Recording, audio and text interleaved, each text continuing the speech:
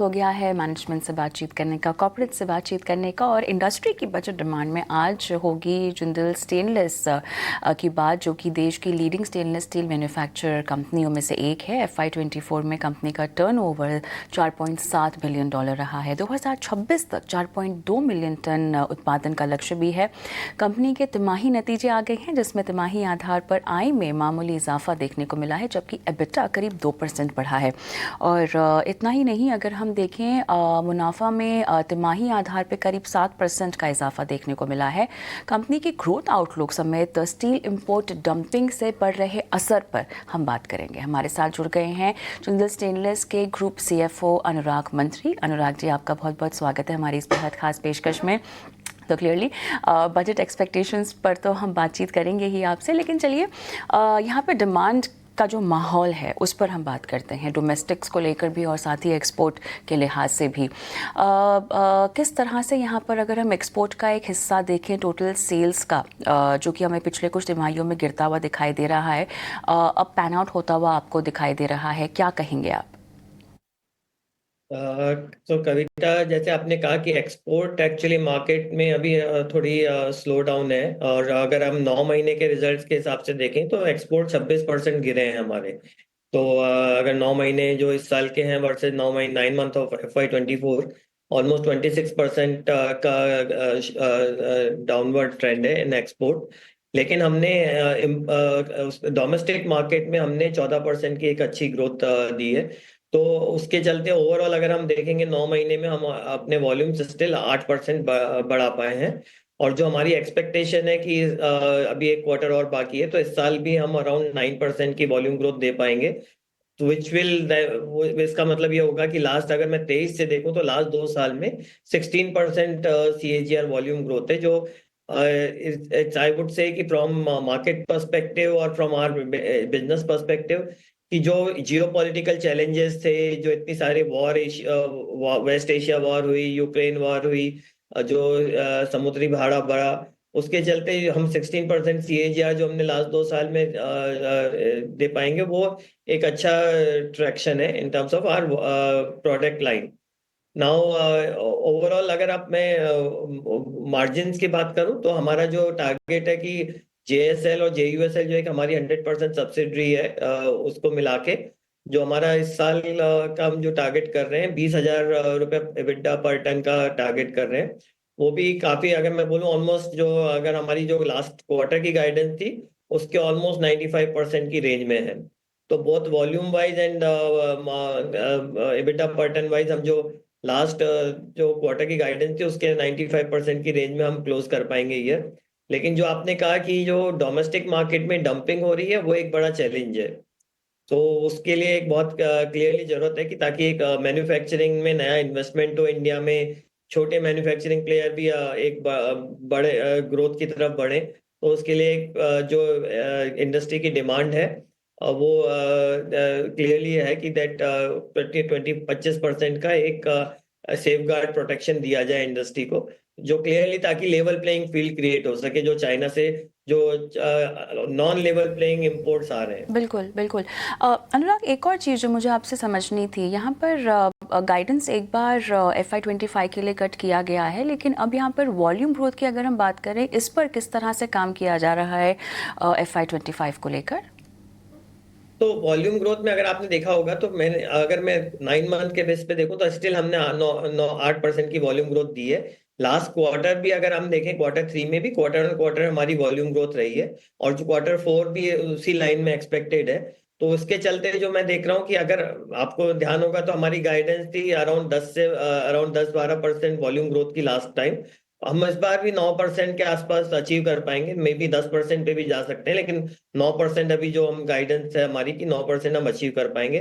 तो 95% का वॉल्यूम हम दे पाएंगे जो हमने गाइडेंस दी थी। वो इस डिस्पाइट की जो चैलेंज हो रहा है कि डंपिंग आ रही है, जो एक्सपोर्ट मार्केट हमारा 26% डाउन हो गया, बट स्टिल हम हमारा, क्योंकि हमारा बिजनेस मॉडल बहुत एजाइल है, हम किसी भी सेगमेंट और किसी भी इंडस्ट्री को कैटर कर सकते हैं। तो लाइक जैसे कुछ सेगमेंट अभी अच्छे नहीं कर रहे थे डोमेस्टिक मार्केट में, जैसे ऑटो में स्लो डाउन था, रेलवे में स्लो डाउन था, बट हमने उसको मेकअप किया like some of the new age segment, like ethanol में स्टेनलेस स्टील जाता है, लिफ्ट एंड एलिवेटर में स्टेनलेस स्टील का काफी यूज होता है। पाइप एंड ट्यूब में, इंडस्ट्रियल पाइप एंड ट्यूब में स्टेनलेस स्टील का यूज बढ़ रहा है, तो उसको हमने कैप्चर किया। उसके चलते हमने डोमेस्टिक मार्केट में 14% ग्रोथ दी है। अगर आप देखेंगे तो वो आज की मार्केट के हिसाब से 14% domestic market growth is a very good growth from the as compare to other metal company जो आप देखते हैं। अच्छा, झटपट FY26 की वॉल्यूम ग्रोथ के बारे में बताइएगा। डबल डिजिट ग्रोथ का एस्टिमेट करना यहाँ पर सही होगा क्या, जो आप समझाइश दे रहे हैं उसके बुनियाद पे? देखिए, FY26 में डबल डिजिट ग्रोथ हम एक्सपेक्ट कर सकते हैं। दो थोड़ा मैं स्पेसिफिक नंबर अभी नहीं देना चाहूंगा, क्योंकि अभी क्या है, दो चीजें हमको बहुत क्लोजली वॉच करनी पड़ेगी। एक तो अभी कि कैसे how the budget in India as well as the US में जो इंफ्रा स्पेंड है, अगर वो बढ़ता है तो एक हमारी इंडस्ट्री के लिए पॉजिटिव है। प्लस द जो नेगेटिव साइड पे वॉच करने की चीज है कि यूएस कोई बहुत बड़ी ड्यूटी लगा देता है इंडिया पे, जो अनलाइकली है, क्योंकि ऑलरेडी स्टेनलेस स्टील पे 25% ड्यूटी है। तो उसके अगर और नहीं बढ़ाता है और अगर इंफ्रा स्पेंड बढ़ता है तो यूएस मार्केट में पॉजिटिव अट्रैक्शन देखने को मिल सकता है। और डोमेस्टिक मार्केट में जो सेफ गार्ड का वो हमारा एक्सपेक्टेशन है, अगर यहाँ पे हम देखें तो अगर हमारे सेफ गार्ड मिलता है तो हमारे मार्जिन वॉल्यूम बेटर हो सकते हैं, बिकॉज हम तैयार है, हमारी कैपेसिटी वाइज हम तैयार है मार्केट में ज्यादा वॉल्यूम्स देने के लिए। तो इसलिए मैं डबल डिजिट तो एक्सपेक्टेड है नेक्स्ट ईयर, लेकिन स्पेसिफिक नंबर के लिए मैं कहूंगा थोड़ा वेट करते हैं। आई थिंक 2 महीने में चीजें और क्लियर हो जाएंगी डोमेस्टिक मार्केट में और एक्सपोर्ट में। That will be the better time for us to give the specific guidance. Anurag, वैसे तो आप इस सवाल का जवाब काफ़ी हद तक दे चुके हैं, लेकिन फिर भी जो चीप इंपोर्ट्स हमें हर्ट कर रहा है, इंडस्ट्री को हर्ट कर रहा है, current BCD from non FTA countries अगर हम देखें लगभग 7.5% है। किसी भी तरह की उम्मीद BCD एडिशनल सेफगार्ड ड्यूटी में इजाफे को लेकर अपकमिंग बजट में जो शायद आपकी मांग में शामिल हो? इसके अलावा भी आपकी बजट में क्या मांगे होंगी या बजट से क्या मांगे होंगी, वित्त मंत्री साहिबा से बताइएगा। तो एक तो बेसिक कस्टम ड्यूटी जो आपने सही कहा कविता, जो नॉन FTA कंट्रीज का 7.5% है, वो हमारी डिमांड है कि उसको 15% किया जाए। सो एक रीजनेबल लेवल पे आ पाएगा। तो वो एक हमारी क्लियर डिमांड है गवर्नमेंट के साथ। दूसरा, जो हमारे सम ऑफ द स्टोर्स स्पेयर्स और जो रॉ मटेरियल्स हैं जो कंट्री में एविडेंटली अवेलेबल नहीं है, तो जैसे मॉलीबेडेनियम एंड और ये जो मटेरियल है, इन पे ड्यूटी जीरो की जाए, क्योंकि ये मटेरियल्स अवेलेबल नहीं है। स्क्रैप और अदर पे सरकार ने पहले ही ड्यूटी जीरो कर दी थी, which was a good sign from the government side.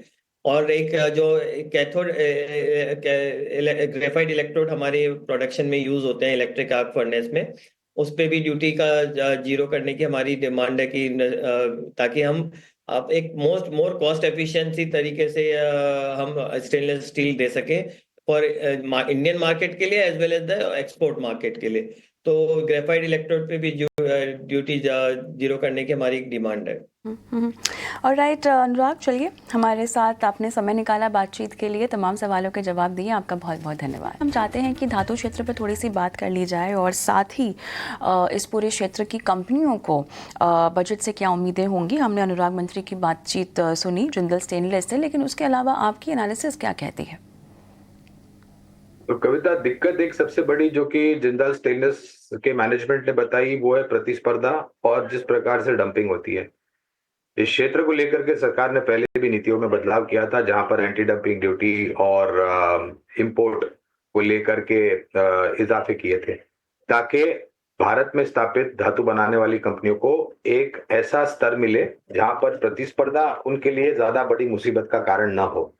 और भी बहुत कुछ करने की जरूरत है, और मेरे ख्याल से स्थानीय मार्केट में जिस तरीके से परिस्थिति है, निर्माण कार्य जिस तरीके से हो रहा है, खर्च केपेक्स के लिए जिस तरीके से हो रहा है, खपत होगी। लेकिन जब कभी भी सबसे बड़ी दिक्कत कविता इस क्षेत्र को है वो है चाइना से, और जिस मात्रा में डंपिंग होता है और बहुत ही कम दामों में ये डंपिंग करते हैं, तो स्वाभाविक है लोग आकर्षित हो जाते हैं। लेकिन इसको ठीक करने के लिए उपाय कदम जो लेने हैं या फिर नीतियों में जो बदलाव करने हैं वो करना अनिवार्य होगा। क्षेत्र हमें अच्छा लगता है Kavita, Tata steel, JSW steel, JSPL,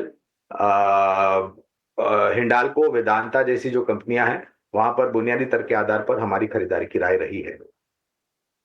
alright Gaurang, मेरे ख्याल से समय भी हमारा समाप्त हो चुका है। बहुत बहुत धन्यवाद आपका, आपने समय निकाला, बातचीत की, और अब मुलाकात होगी आपसे कल भी और बजट के दिन भी। बहुत बहुत धन्यवाद आपका जुड़ने के लिए हमारे साथ।